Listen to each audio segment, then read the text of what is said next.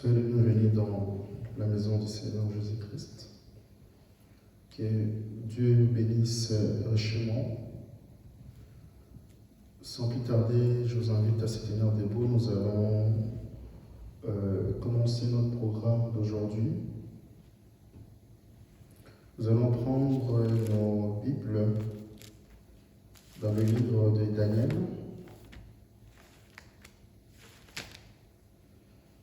Daniel 3, versets 19 à 21. Alors Nebuchadnezzar fit remplir des fureurs, et l'aspect de son visage changeant devant Shadrach, Meshach et Abednego, il reprit la parole et ordonna de chauffer la fournaise cette fois, plus qu'il n'était habituel de la chauffer. Puis il commanda à quelques-uns de plus vigoureux soldats de son armée de lier Shadrach, Meshach et Abednego et de le jeter dans la fournaise ardente. Ces hommes furent liés, revêtis de leurs habits, de leurs tuniques, de leurs manteaux et de leurs autres vêtements, et jetés au milieu de la fournaise ardente. À cause de l'ordre du roi qui était sévère et parce que la fournaise était extraordinairement chauffée, la flamme tua les hommes qui avaient jeté Shadrach, Meshach et Abednego, et ces trois hommes, Shadrach, Meshach et Abednego, tombèrent liés au milieu de la fournaise ardente. Nous allons enchaîner directement dans le livre des Colossiens.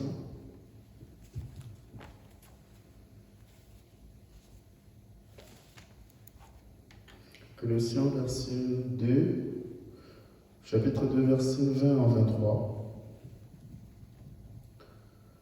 Si vous êtes morts avec Christ, au principe élémentaire du monde, pourquoi, comme si vous viviez dans le monde, vous laissez-vous imposer ces règlements? Ne prends pas, n'écoute pas, ne touche pas, toutes choses vouées à la corruption par l'usage qu'on a fait. Il s'agit de préceptes et d'enseignements humains qui ont, il est vrai, une apparence de sagesse, en tant que culte volontaire, humilité et rigueur pour le corps, mais qui ne méritent pas d'honneur et contribuent à la satisfaction de la chair. Que Dieu ajoute la bénédiction dans sa parole. Asseyez-vous. Soyez abondamment bénis cet après-midi. Que Dieu vous comble. Que Dieu vous bénisse. Que Dieu soit votre joie. Que Dieu soit tout ce que votre cœur désire. Comme David disait que j'avais de la joie, j'étais dans la joie lorsqu'on me disait d'aller dans la maison de l'Éternel.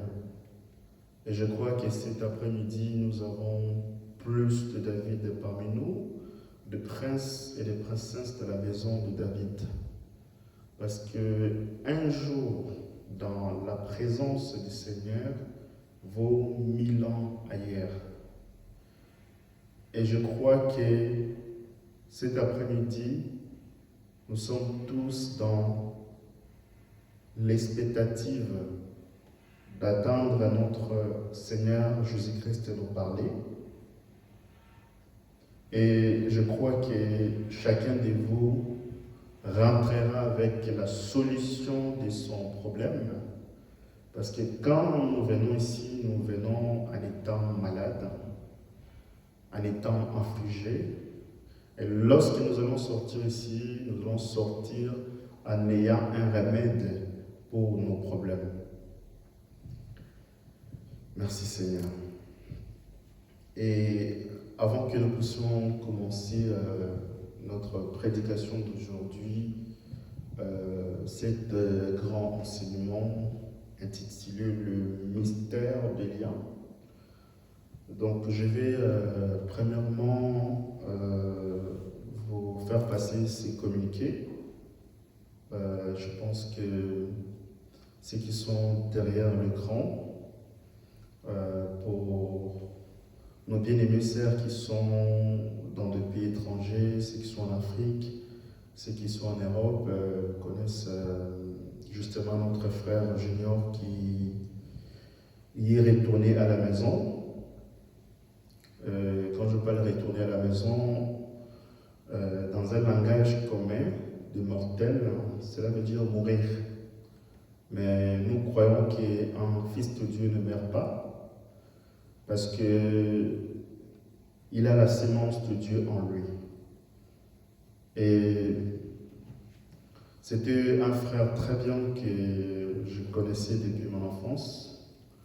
Et c'est vraiment un triste nouvelle qu'on nous a annoncée il y a quelques semaines, parce que nous avait contacté pour nous dire que le frère était malade. Donc c'était un jeune ministre qui avait commencé à servir le Seigneur depuis l'âge de 7 ans. Et Dieu l'a amené à la maison à l'âge de 28 ans. Et nous savons que c'est l'Éternel qui a donné, c'est l'Éternel qui a repris, que son nom soit glorifié. Et comme le prophète de Dieu dit que Dieu ne peut pas retirer son serviteur aussi longtemps qu'il n'a pas accompli le but à laquelle il a été appelé. Et nous croyons que si Dieu l'a retiré, c'est parce qu'il a accompli justement le but à laquelle Dieu l'avait appelé. Bien qu'on aurait aimé qu'il puisse encore demeurer longtemps parmi nous, mais parfois nos désirs sont contraires à la volonté du Seigneur Jésus-Christ. Voilà pourquoi quand nous prions, nous devons toujours s'attendre à sa volonté, parce qu'il sait qu'est-ce qui est bien pour nous, parce que c'est lui qui nous a créés. Merci Seigneur. Et justement, je disais que beaucoup parmi nous, avant de voyager, comme bientôt nous allons arriver à l'été, un grand nombre de chrétiens ont déjà commencé à acheter des billets pour aller dans les vacances, réserver des hôtels pour pouvoir y aller, mais ils ne prennent pas le temps de réserver leur ticket pour aller au ciel. Parce que nous vivons dans un temps dangereux. Et je vous ai toujours dit que le voisin le plus proche d'un homme, ce n'est pas la personne qui habite en face de vous. Ce n'est pas non plus ta maman, ni ton mari, parce que même le voisin qui est à côté de toi, pour entrer dans ta maison, il doit toquer. Mais la mort, lui, n'a pas besoin de l'autorisation de personne. S'il entre dans ta maison, c'est pour te prendre. Il a simplement besoin de l'autorisation de Dieu. Parce qu'aucune chose peut toucher un enfant de Dieu sans que Dieu lui permette. Et voilà pourquoi je dis c'est important pour nous d'être conscients que si aujourd'hui Dieu t'appelle de retourner à la maison, es-tu prêt à rencontrer ton Créateur? Comme la parole nous dit qu'il est donné à l'homme de vivre une seule fois, après vint le jugement. Voilà pourquoi nous devons toujours avoir cette conviction, cette assurance que si nous quittons ce monde, nous allons nous rencontrer devant le Seigneur Jésus-Christ. Nous allons aller dans sa présence. C'est très important ce que je dis. Parce que même quand vous partez dans le deuil, quand vous voyez un chrétien pleurer et vous voyez un païen pleurer, ils ne pleurent pas de la même façon. Un païen, quand il pleure sérieusement. Parce qu'il sait que avec le défunt qui venait de mourir, si moi je meurs, je ne pourrai jamais encore les revoir. Parce que la mort, c'est une séparation éternelle. Mais un fils de Dieu, lorsqu'il part dans un deuil, pour plairer son frère, il plairait en espérant le retrouver dans la gloire. C'est différent. Voilà pourquoi nous devons toujours être prêts à tout moment. Si Dieu t'appelle aujourd'hui, ta vie est en ordre. Comme j'ai toujours l'habitude de voir dans des trams, le tram, je ne sais pas si les gens qui nous regardent de l'autre côté de l'océan, s'ils savent qu'est-ce que le tram. Le tram, c'est le diminutif du mot train. En fait, c'est des petits trains qui sont dans des villes qui transportent les gens.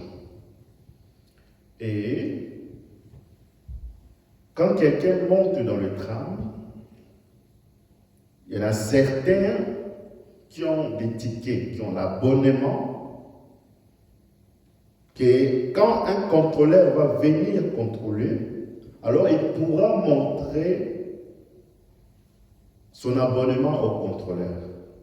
Mais il y a aussi des passagers clandestins, et quand ils montent dans les trams, au lieu d'être en règle avec le tram, en achetant son billet à la main, mais ils sont là plutôt pour surveiller les contrôleurs. Vous verrez, ils seront soit au début des trams, soit à la fin des trams. Comme ça, quand ils vont passer les arrêts, ils vont commencer à observer, à surveiller s'il y a de contrôleurs. Mais il arrive parfois qu'on ait des contrôleurs qui ne portent pas leurs habits habituels, parce qu'ils s'habillent toujours en noir. Et là, c'est dangereux parce qu'on ne pourra plus les identifier parce qu'ils portent des tenues civiles. Quand ils vous attrapent, si vous n'êtes pas en règle, vous allez payer une contravention. Mais un homme qui sait qu'il est en règle en achetant son abonnement, peu importe qu'il y ait un contrôle, peu importe que les contrôleurs changent de vêtements ou s'habillent en noir ou en tenue civile, il sait qu'il est en règle. Et il en va de même pour un chrétien. Quand tu sais que tu es aligné avec la parole, quand tu sais que tu es en ordre avec la parole, alors la mort est pour toi un gain, comme Paul nous le prescrit. C'est plutôt des gens qui ne sont pas en règle, qui doivent s'inquiéter. Parce que la mort ne change pas quelqu'un. Comme je vous ai toujours dit que la mort, c'est un changement d'adresse. C'est comme si tu habites ici à Strasbourg, tu quittes Strasbourg pour aller habiter à Paris. Ça ne te change pas, ça ne change pas ta nature. Si tu es un voleur ici, tu penses qu'au ciel, il y aura des voleurs qui vont entrer? Non. C'est Christ qui vit en toi, qui vient prendre lui-même les Christ. Que le Seigneur Jésus-Christ vous bénisse. Parce qu'aujourd'hui, nous avons beaucoup de nos frères dans ces messages qui avancent avec les Écritures, mais ils n'avancent pas avec Dieu. Beaucoup. Ils citent des citations, ils bloquent même des versets bibliques, c'est très bien. Mais cela n'est pas une évidence que tient le Saint-Esprit. Ce qui fait trembler le diable, ce n'est pas le niveau de la connaissance que tu as envers Dieu.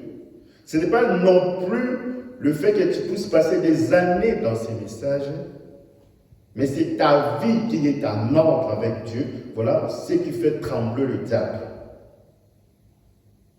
Parce qu'aujourd'hui, nous avons beaucoup parmi nous qui courent vite à connaître les 7 sceaux, les 7 tonnerres, le millénium, l'enlèvement, toutes ces profondeurs-là. Donc, ils cherchent à comprendre, l'alphabet, ils cherchent à comprendre la trigonométrie, mais ils oublient l'alphabet. Voilà pourquoi c'est très important de comprendre premièrement les élémentaires.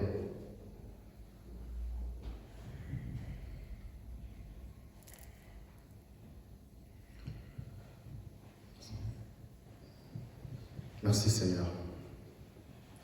Nous allons maintenant entrer dans notre prédication d'aujourd'hui.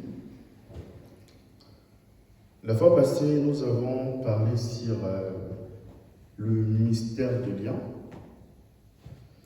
On avait commencé à parler de ses origines, parce que vous savez que quand vous partez chez un médecin,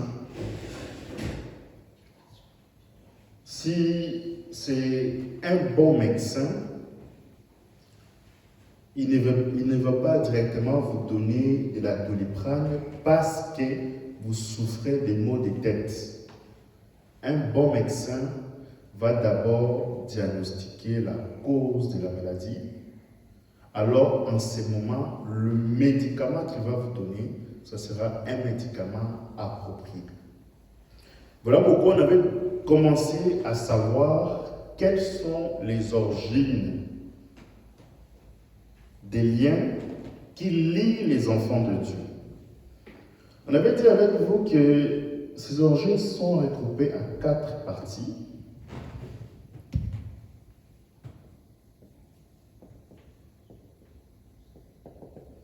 On avait dit, premièrement, c'était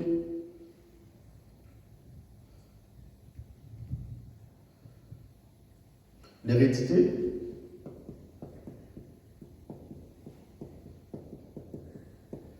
Ensuite, nous avons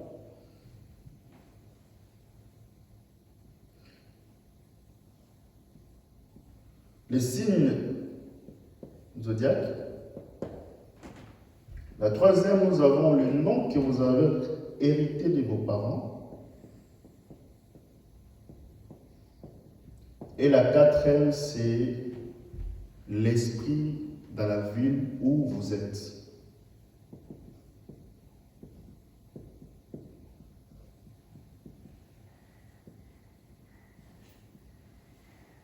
Voilà ces 4 points fondamentaux par lesquels le diable peut entrer dans nos vies. Donc s'il ne passe pas par l'hérédité, il va passer par le signe zodiaque, parce que nous savons que les béliers, ce sont des gens qui, quand ils n'ont pas mangé, ils se fâchent facilement. Donc s'ils ne passent pas par là, ils vont passer par les noms de vos parents, les noms que vous avez hérités de vos parents. S'ils ne passent pas par là, ils vont passer par les esprits du pays à laquelle vous vivez. Parce que dans chaque pays, nous trouvons toujours un esprit qui gouverne ce pays-là.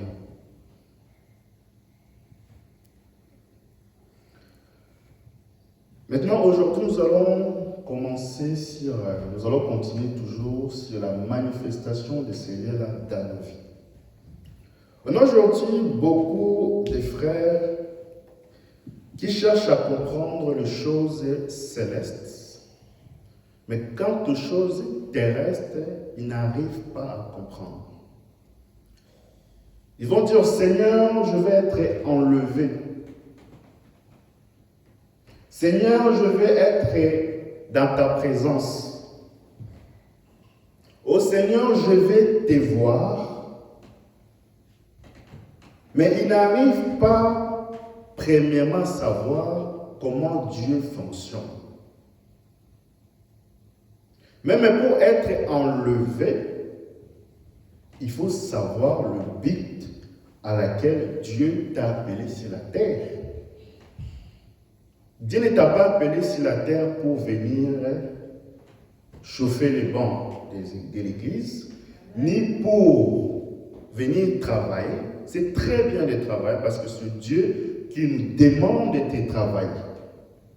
Mais si Dieu t'a appelé sur la terre, c'est pour accomplir un but. Amen. Voilà pourquoi pour être enlevé, il faut que Dieu te donne la révélation de ce pourquoi tu es ici sur la terre. Voilà pourquoi le soleil, pour qu'il puisse être ressuscité, il doit accomplir sa mission.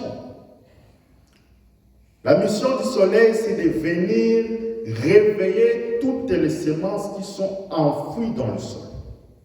Et voilà pourquoi quand nous arrivons vers le soir, il disparaît. Et demain matin, il va encore renaître. Pourquoi? Parce que le soleil accomplit le but à laquelle Dieu l'a appelé sur la terre.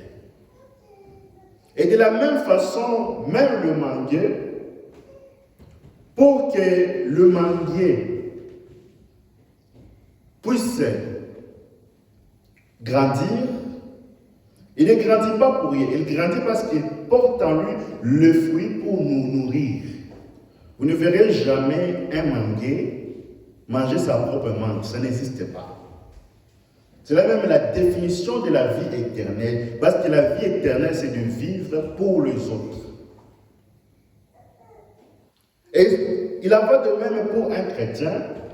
Même quand vous partez au travail, vous avez une mission que vous devez accomplir. Vous avez une tâche que vous devez accomplir. Lorsque votre patron avait mis la description de l'offre, il avait décrit la mission, les tâches à laquelle vous devez accomplir. Et quand vous partez là-bas au travail, vous ne partez pas dormir. Donc vous partez pour accomplir la mission à laquelle vous avez été engagé. Et de la même façon, quand nous venons en Christ, nous avons des tâches, nous avons une mission que Dieu avait établie bien avant que le monde existe. Parce que la Bible dit c'est que Dieu a choisi. Il les a prédestinés. Et ce que Dieu a prédestiné, il les a établis dans son royaume. Voilà pourquoi pour être enlevé, il ne suffit pas simplement de dire « je vais être enlevé ». Parce que même le diable dira aussi que « je vais être enlevé ». Et le prophète dit que l'enlèvement est une révélation.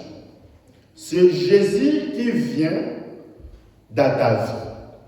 Jésus ne vient pas prendre André. Jésus ne vient pas prendre Aristote. Jésus ne vient pas prendre Benoît. Jésus ne vient pas prendre vous. C'est Jésus qui vient prendre Jésus. Mais il faut que Jésus soit dans vos vies. Parce que si Jésus n'est pas dans ta vie, Jésus ne va pas te prendre. C'est très important ce que nous disons. Parce que le prophète dit que pour être enlevé, nous devons vaincre la loi de la pesanteur. La loi de la pesanteur, c'est la force qui nous tire vers le bas. Quand je lève la main comme ça, il y aura toujours une force qui va m'attirer vers le bas. Quand vous prenez un stylo, vous jetez, il y aura une force qui va tirer vers le bas. C'est ça la loi de la pesanteur.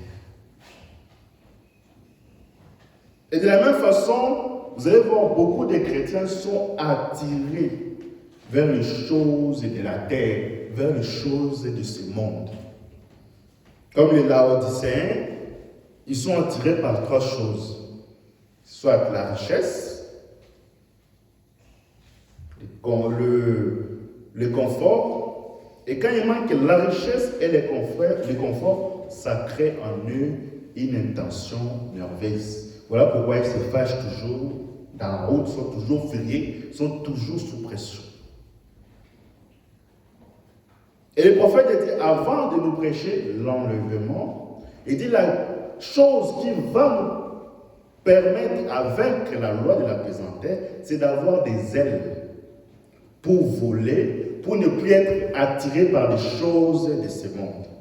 Voilà pourquoi, en 65, avant de prêcher l'enlèvement, il nous a prêché sur le zèle d'une colombe. Comme la parole nous dit, si nous sommes attirés, si nous avons été élevés au ciel, nous attirerons les hommes. Amen. Amen. C'est très important ce que nous disons. C'était juste une parenthèse. Maintenant, nous allons continuer.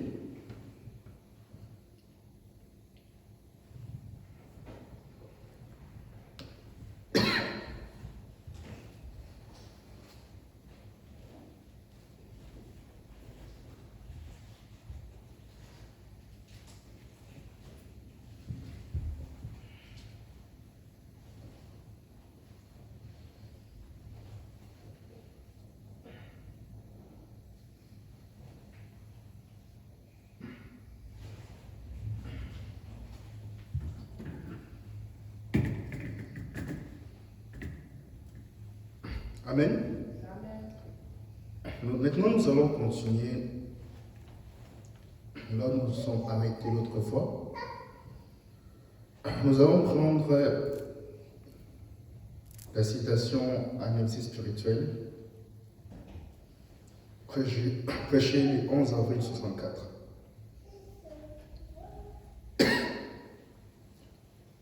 Paragraphe 15.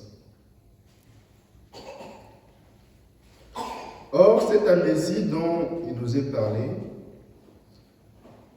vous amène à un point où vous ne pouvez pas prouver votre identité.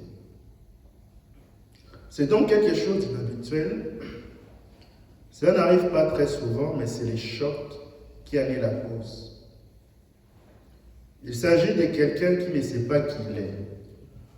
On voit cela après la guerre, parfois les soldats attrapent cela. Des fois, les gens attrapent cela. Une autre cause, c'est l'inquiétude. L'inquiétude en est la cause. L'inquiétude n'a, elle, aucune vertu du tout. Non, laissez simplement tomber l'inquiétude et accepter la foi. Quelqu'un a dit, eh bien, quand serait-il alors si on vous fusillait ce matin? N'allez-vous pas vous inquiéter? Je répondis, non, je ne pense pas. Pourquoi j'ai dit l'inquiétude ne peut me faire que plus du mal. Eh bien, à quoi sert-il d'avoir la foi? J'ai dit, elle pourrait me délivrer, c'est vrai. Voyez-vous, l'inquiétude n'a donc en elle aucune vertu, mais la foi a toute le vertu, croyez. Des fois, l'inquiétude en est donc la cause. Et une autre chose qui cause cela, c'est se retrouver entre des opinions. C'est ça la cause de l'amnésie.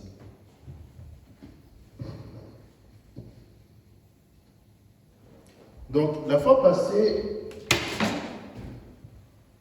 on avait commencé à aborder l'esprit d'un pays. Ça, c'est des rappels. On avait dit, quand vous partez en Allemagne, vous allez trouver un esprit allemand. Quand vous partez en Amérique, vous allez trouver aussi un esprit américain. Quand vous venez en France, vous allez aussi trouver un esprit français. Donc on avait dit que quand Amos était allé à Samarie, il avait vu que la ville était tombée dans une décadence morale. Parce que les gens étaient remplis de choses du monde, mais ils n'étaient pas remplis de choses de Dieu. Ils étaient très développés, mais développés dans le péché. Et il avait observé que dans cette ville, les gens souffraient d'une maladie qu'on appelle justement amnésie spirituelle. Et on avait dit, et on a dit avec vous qu'il y a 3 choses qui causent cette amnésie. On avait dit que, premièrement, c'était les inquiétudes. La deuxième, c'était le choc. Et la troisième, c'était être tiraillé entre des choix. Et le dimanche passé, si vous vous rappelez bien, on avait parlé longuement sur les inquiétudes. Aujourd'hui, on ne va pas l'aborder. On va plutôt avancer sur les 2 autres restants. Amen. Amen. Amen. Donc, les chocs. Vous savez qu'il y a des gens qui sont souvent achoppés à l'église lorsqu'ils voient un frère est béni. Lorsqu'ils voient qu'une sœur vient de se marier, il y a des gens qui s'achoppent.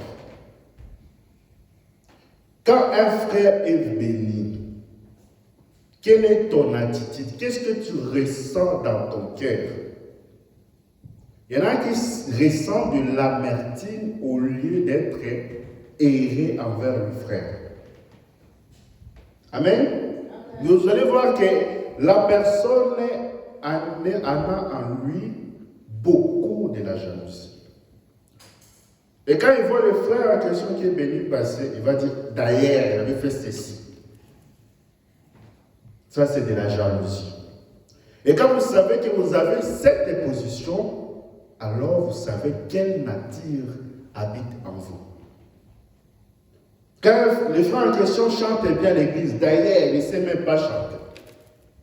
Ça, ce n'est pas un esprit chrétien. Amen. Nous sommes errés lorsque le frère est erré. Lorsque le frère est malheureux, nous sommes aussi malheureux avec lui.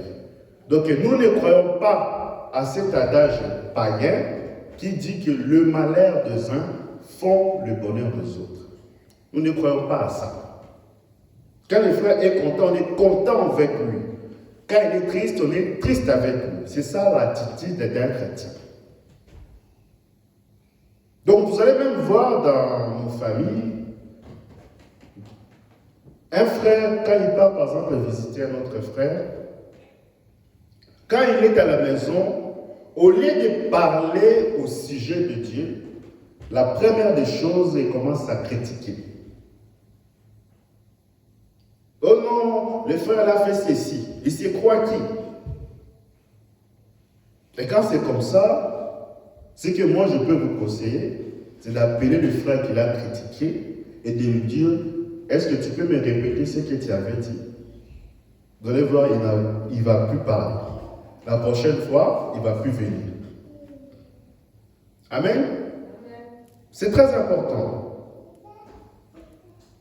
Parce que les chrétiens n'ont pas de billes. Ce ne sont pas des corbeaux qui supportent des choses qui ne sont pas de Dieu. Quand tu parles de quelqu'un pour pouvoir les critiquer, si tu es un véritable chrétien, tu vas sentir une gêne en toi. Parce que tu ne peux pas le digérer. Les corbeaux ont des billes.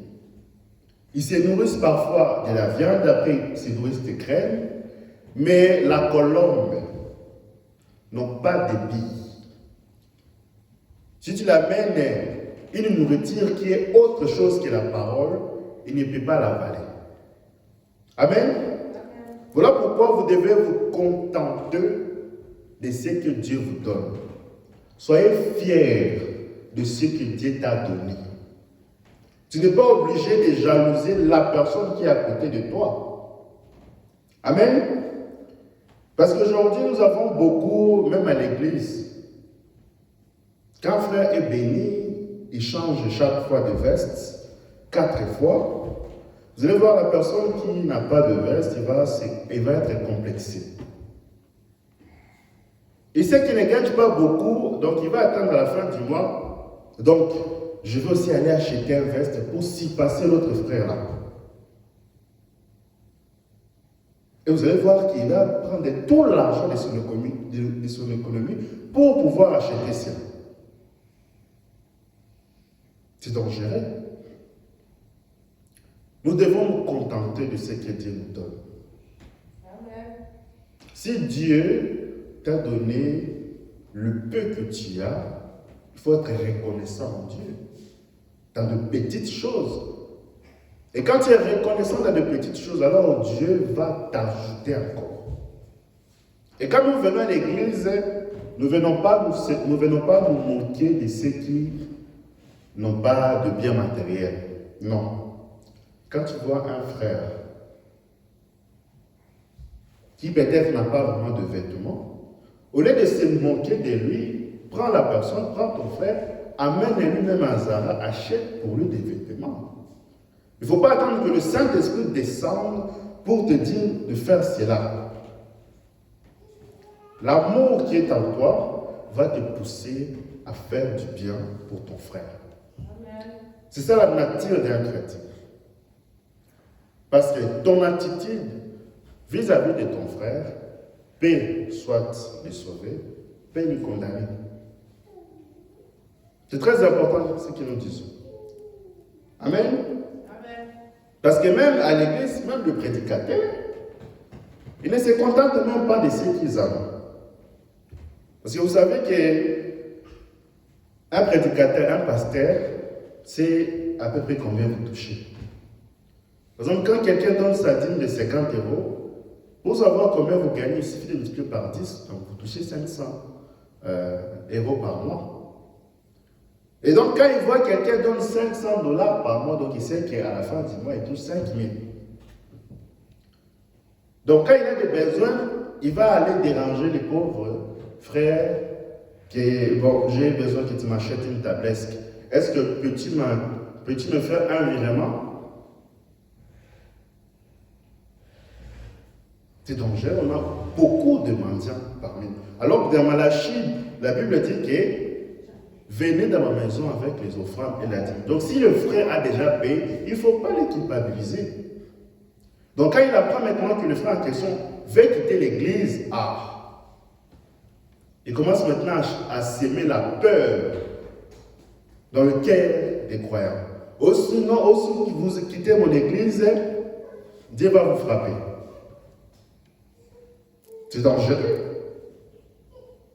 Voilà pourquoi, dans les dents de Satan, le prophète de Dieu dit que beaucoup parmi nous, quand ils partent à l'église, ils pensent adorer le Seigneur Jésus-Christ, mais ils adorent le diable sans le savoir. C'est ça la plus grande séduction. Parce qu'il ne suffit pas simplement de dire que je suis chrétien. Caïn était le modèle de la Bible. C'était un adorateur comme Abel. Donc il faisait tout, il partait à l'église, il faisait tout. Mais ce n'était pas un fils de Dieu.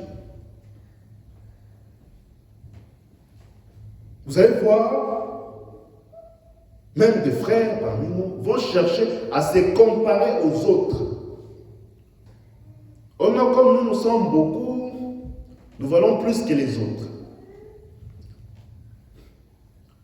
Et là-bas, ils sont de rien. Et même des prédicateurs aussi. Donc lui, il monte de la chair pour essayer de démontrer, pour épater les gens.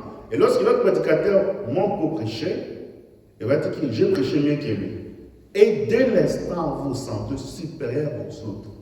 Dès l'instant, vous vous sentez plus que les autres. Et dès ce moment-là, votre chute commence. Amen. Parce que la beauté, ce qui fait la beauté d'une église, ce n'est pas le nombre de gens. C'est bien d'être beaucoup, c'est très bien. Ce n'est pas non plus d'avoir un beau bâtiment. Mais c'est la qualité de la parole qui est prêchée. C'est ça qui transforme la vie des gens. C'est ça qui change les gens. C'est ça qui fait que les gens, quand ils vont vous observer, ils voient Christ en vous. Et demain, ils vont venir à l'église. Merci Seigneur. C'est très important.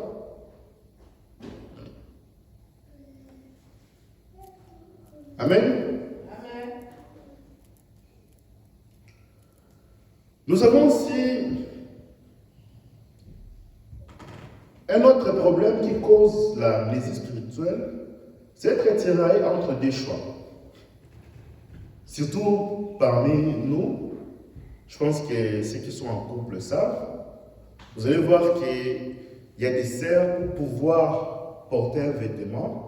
Ils vont faire des choix, peut-être 5, 6. C'est difficile pour eux de choisir un pour pouvoir porter. Il porte ceci, il change. Il fait ceci, il change, ça ne va pas. C'est une maladie. Voilà pourquoi, même dans la fréquentation, c'est difficile pour eux de trancher. Parce qu'ils souffrent de cette maladie qu'on appelle amnésie. Il a des propositions d'un frère, mais il ne sait pas trancher. Et le pauvre frère va venir, oh non, la sœur a dit non. Refuser n'est pas un péché. Quand tu fais une demande, attends-toi que la sœur accepte ou refuse. Si elle accepte, gloire à Dieu. Si elle refuse aussi, gloire à Dieu. Il ne faut pas venir là-bas en train de pleurer. Non. Amen. Donc on n'aura pas le temps de l'aborder parce qu'il faut que j'avance. Nous allons maintenant entrer dans le non parental. Donc on avait déjà parlé de l'hérédité. De l'hérédité, ensuite on a parlé de l'esprit dans un ville. Maintenant on va attaquer les non parentales. Amen. Nous allons prendre quelques citations, si le temps nous le permet. Un prophète qui rougit, prêchait le 25 novembre 56. De nos jours, quand on regarde, on voit que l'Église ne tire pas son modèle de la Bible. Elle ne tire son modèle ni d'Érith, ni de Naomi, ni de Sarah, ni des autres personnes de la Bible. Mais elle tire son modèle, et même les femmes de l'Église d'Hollywood et des bas-fonds même du diable. C'est ainsi que nos gens qui se disent chrétiens sortent et adoptent les manières de cet homme mauvais, ces disques de Elvis Presley. Au lieu de Presley, Frère Branham dit Elvis Presley, ce qui veut dire Presley les mauvais. Vous écoutez? Quel que soit son nom, l'un des personnages les plus induits en erreur et possédé du diable, j'ai entendu parler de ma vie, Arthur Godfrey et d'autres comme lui. Et vous écoutez ces espèces de sottises à votre radio et vous refusez d'attendre prêcher un sermon de l'évangile et de la Bible. Que Dieu soit miséricordieux envers vous. Quelle sorte d'esprit avons-nous parmi nous? C'est une très bonne question. Donc les noms que nos parents nous ont donnés a une importance. C'est très important parce que il y en a certains parmi nous ont eu des parents qui ne sont pas chrétiens. Certains parmi nous ont eu des ancêtres qui étaient des catholiques, des païens, etc. Et avant de nous donner nos prénoms, nos noms, ils ont d'abord eu des modèles dans le monde et non dans la Bible. Vous verrez un papa qui aime beaucoup les matchs. Il est très fanatique du réel. Dans son imagination, il dit, le jour où je vais me marier, quand j'aurai mes enfants, les noms que je vais donner à mon fils, je vais donner le nom de Ronaldo. Je vais donner le nom de Messi. Et tous les grands sportifs que vous connaissez. Donc vous voyez que le modèle que nos parents ont dans leur esprit, ce n'est pas un modèle qui est dans la Bible. Parce que même au pays, nous avons des gens qui s'appellent Makambo. Makambo, traduction en français, signifie les problèmes. Donc tu invites les diables chez toi. Donc le nom a une influence. Parce que le diable, pour entrer dans la vie d'un enfant de Dieu, il doit trouver quelque chose qui l'attire. Aussi longtemps qu'il n'a pas quelque chose qui le lie avec toi, il ne peut pas entrer. Mais quand nos parents nous ont donné nos noms, c'est possible qu'ils nous ont donné des noms par ignorance, parce qu'eux-mêmes, ils ne savaient pas. Mais aujourd'hui, si Dieu vous donne la révélation de savoir cela, donc nous devons corriger cela. Amen. C'est très important. Parce que les noms ont une influence.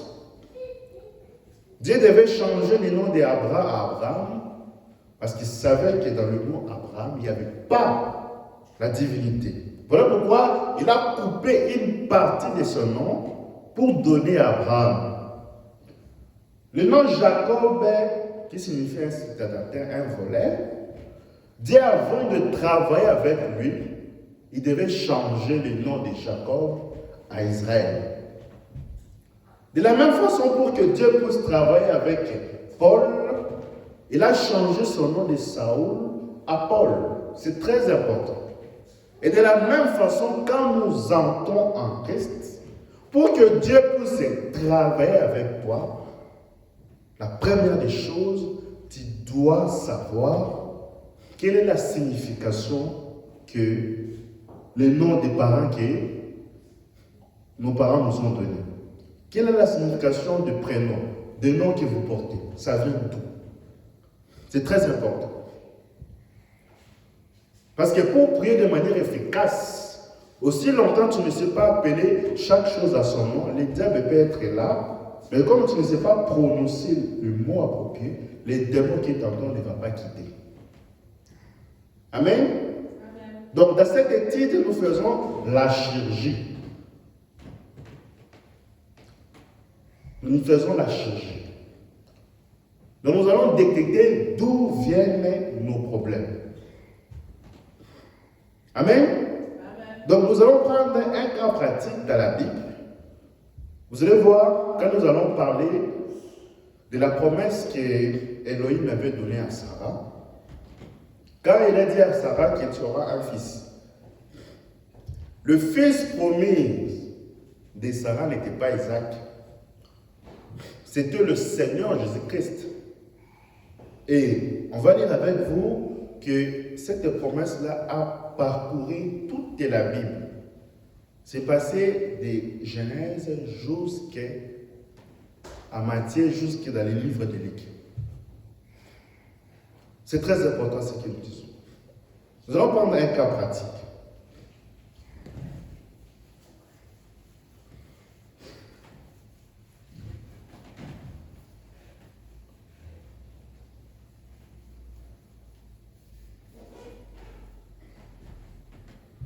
Je vais prendre des citations pour pouvoir, lire cela. La sémence ne ritera pas avec la balle, prêché le 18 février 65. Paragraphe 46. Nous savons qu'Abraham a eu des fils, de deux femmes différentes. Dieu avait fait la promesse selon laquelle par Sarah, à travers Sarah, plutôt qu'un fils qui naîtra et que par ses fils le monde serait béni. Toutes les nations seraient bénies à ses fils. Et on croit communément, particulièrement parmi les Juifs, que c'était Isaac. Vous écoutez? Mais il n'en était pas ainsi. J'attire votre attention.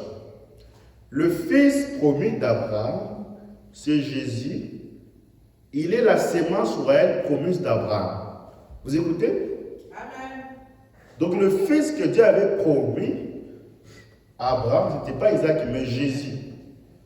Donc nous allons prendre Matthieu 1 à 7, pour savoir combien de temps cette promesse a pris pour s'accomplir. Matthieu 1 à 17.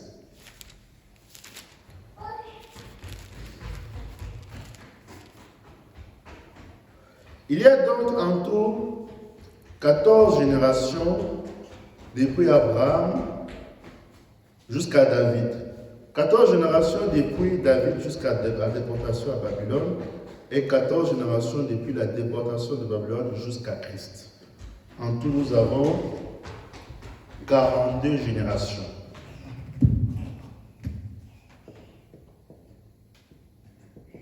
C'est beaucoup.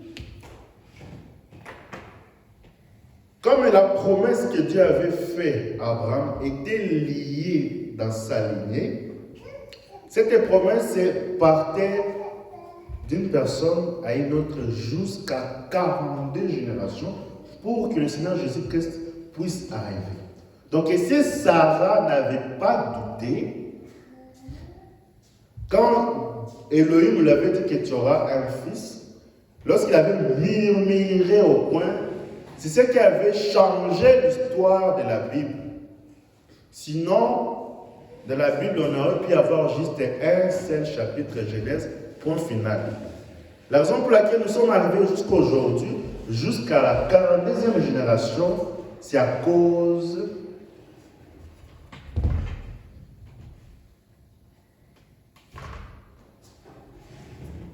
du doute que Sarah avait fait. Amen. C'est très important ce que nous disons. Parce que quand Dieu avait promis la promesse à Sarah, Sarah avait douté. Cette même promesse est allée chez David.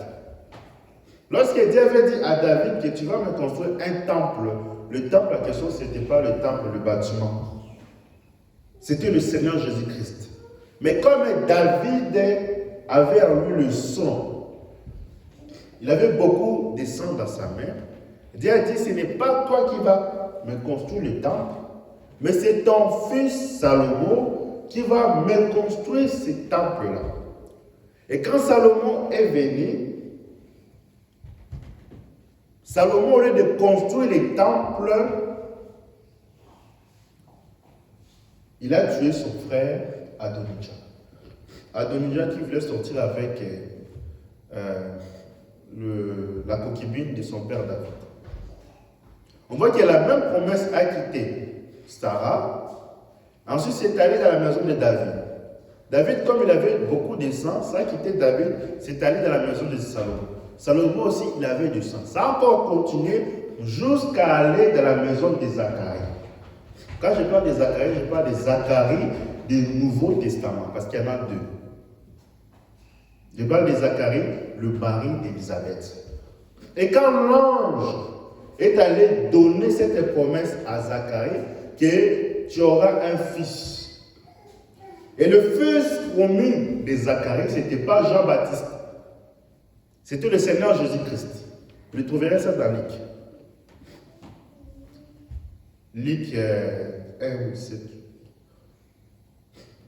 Et quand Zacharie avait douté, l'ange l'a frappé. Il a frappé, il est devenu muet. Et la promesse a quitté la maison de Zacharie pour aller dans la maison de Joseph.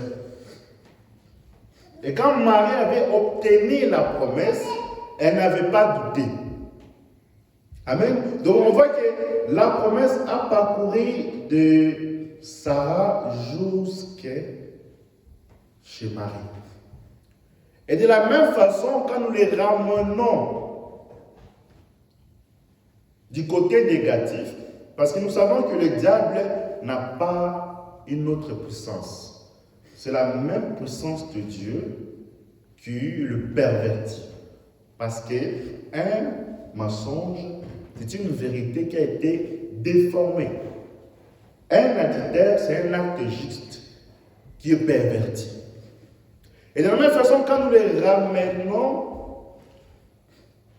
de l'autre côté négatif, il y a des familles ou des ancêtres qui ont fait des pactes.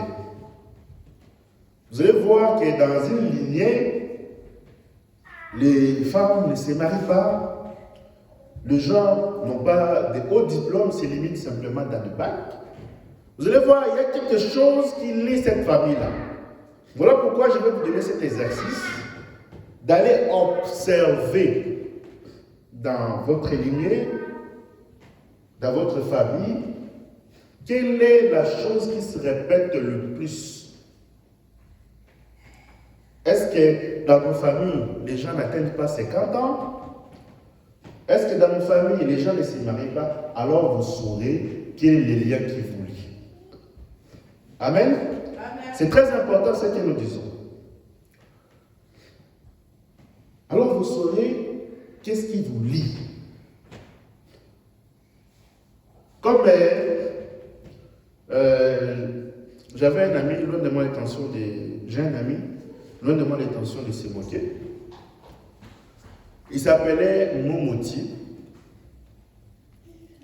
Momoti qui signifie, dans les dialectes africains, qui signifie « je vais être seul ». Déjà, dans le nom que les parents lui ont donné, la définition même de son nom est problématique pour sa vie. On a aujourd'hui beaucoup de parents qui maudissent leurs enfants sans le savoir. Comment? En donnant des noms qui ont des significations qui sont contraires à la parole.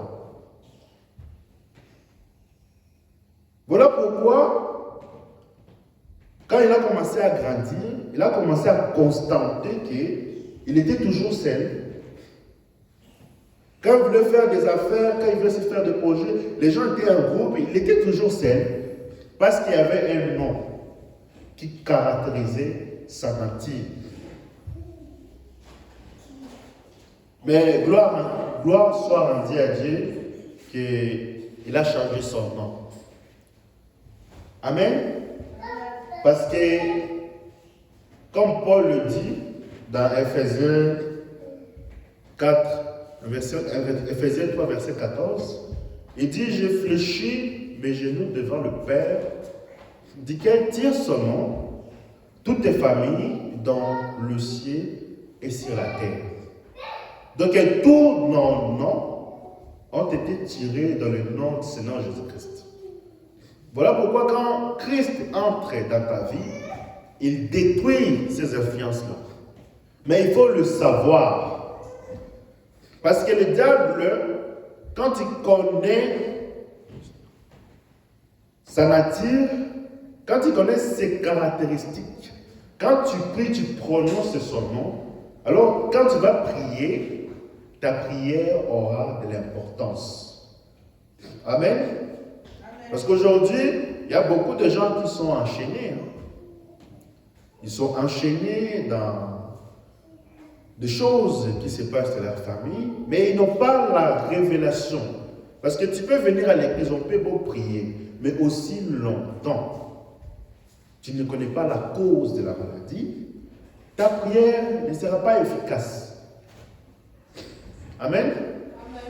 Parce que ça, tu dois le comprendre maintenant pour sauver aussi même ta lignée. Parce que ça va continuer. Donc on a lu avec vous que la promesse que Dieu avait promis à Sarah, ça a parcouru 42 générations. C'est beaucoup. Parce que c'était lié au nom de leur famille. C'était lié dans le sang. Amen. Et maintenant, quand Dieu vous donne la révélation de comprendre cela, à chaque fois que vous priez, vous devez briser ces liens-là. C'est important. Amen. Nous continuons.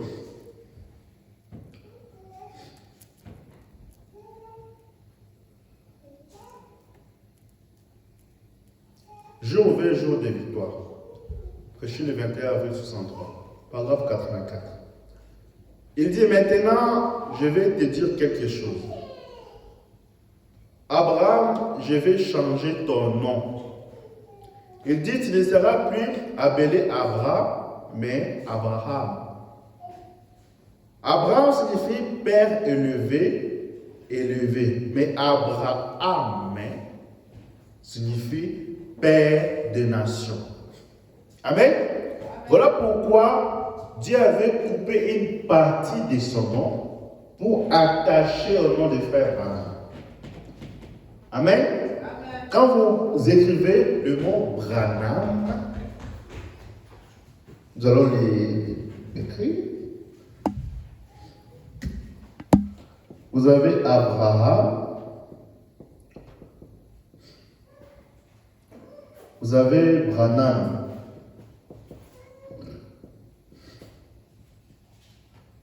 Amen. Vous avez H-A-M qui sont là.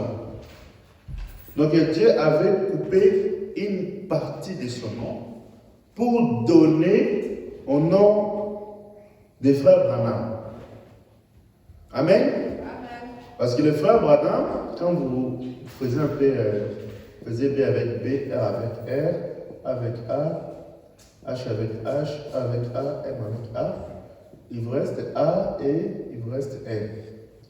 Abraham était le père de la foi de l'Ancien Testament et le frère Branham était le père de la foi du Nouveau Testament.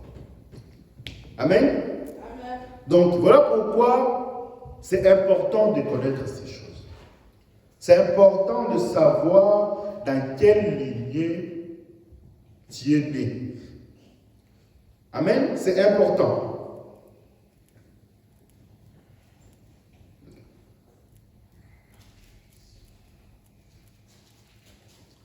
Amen. Donc nous allons nous lever. Là, nous allons nous lever pour terminer.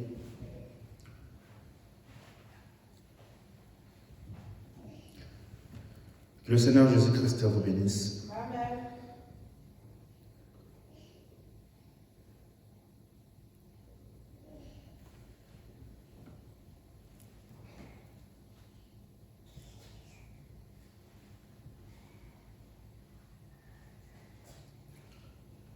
J'abandonne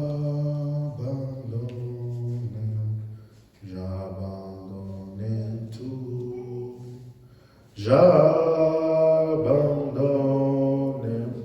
J'abandonne tout. Tout en toi, mon sauveur béni. J'abandonne.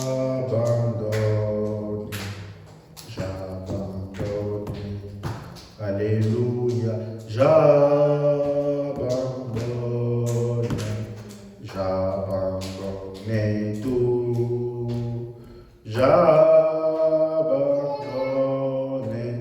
J'abandonne tout. Tout en toi, mon sauveur béni. J'abandonne. Nous allons prier. Si tu as des requêtes dans ton cœur, nous allons prier et nous allons les remettre dans la main du Seigneur Jésus-Christ.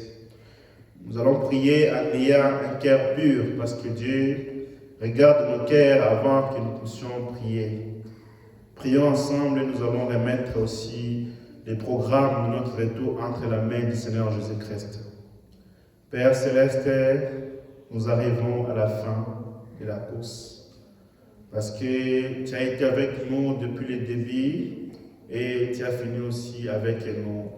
Père bien-aimé, nous te disons merci parce que nous savons que quand nous allons sortir ici, nous n'allons pas sortir comme nous sommes venus, nous allons sortir avec une partie de ta parole. Parole qui va nous transformer, ta parole qui va nous changer. Parce que quand nous venons à l'église, c'est pour que tu puisses nous corriger, pour que tu puisses nous montrer quelle est la voie à suivre. Parce que, car tu as dit, chaque fils qui vient à dire doit être châtié, doit être taillé. Et nous croyons que Père, toi, tu corriges et tu châties tous ceux que tu aimes. Voilà pourquoi, Père, nous croyons fermement que tu nous as parlé cet après-midi. Et Père, nous savons que quand nous allons sortir, ce n'est pas nous, par notre force, ni par notre mérite que nous pouvons vivre ta parole, mais c'est toi qui viens dans nos vies, qui vis toi-même et ta propre parole. Voilà pourquoi, Père, nous venons remettre les requêtes de tes enfants. Toi, tu connais les désirs qui habitent leur cœur. Tu connais leurs problèmes, tu connais leurs demandes, mieux que quiconque. Et nous croyons que, Père, tu as déjà donné la solution, parce que la foi n'est pas dans le futur, elle est au temps présent. Et nous croyons que tu les as déjà donnés, et que ceux qui sont malades, que tu puisses donner la guérison. Tout esprit qui ne t'honore pas dans ce lieu, nous le présentons dans le nom puissant du Seigneur Jésus-Christ. Que quand il va retourner, qu'il ne puisse pas retourner en étant malade, qu'il puisse retourner en étant guéri. Parce que toi, tu es le grand médecin qui guérit tes enfants. Et nous croyons que tu as déjà donné la solution à leurs problèmes dans le nom puissant du Seigneur Jésus-Christ. Père, pour le reste, nous le remettons entre tes mains. Si nous pouvons encore nous revoir le dimanche prochain, cela sera pour ta gloire. Parce que nous savons que dormir et se réveiller n'est pas une habitude, mais c'est toi qui nous réveille chaque matin pour accomplir. C'est pourquoi nous avons été appelés. C'est pourquoi tu nous as appelés dans ce monde. Et nous te disons merci pour cela. Père, pour ceux qui ne sont pas venus, Père, toi tu connais leurs désirs. Nous savons qu'il y en a certains qui sont dans le voyage. Père, que tu puisses protéger tes enfants partout là ils sont. Parce qu'en Christ, nous avons la sécurité éternelle. En Christ, nous avons tout, Père bien-aimé. Bénis tes enfants, bénis leurs projets, bénis leurs demandes dans le nom puissant du Seigneur Jésus-Christ. Nous avons ainsi prié par le nom qui ne connaît pas d'échec, le nom qui a été levé au-dessus de tout autre nom, le nom du Seigneur Jésus-Christ. Amen. Amen. Allez dans la joie du Seigneur Jésus-Christ. Que sa venue réjouisse vos cœurs. Amen. Vous savez, nous pouvons passer toute l'éternité à chanter pour notre Seigneur Jésus-Christ. Parce qu'il mérite nos louanges, il mérite nos acclamations. Amen. Amen. Allez dans la joie.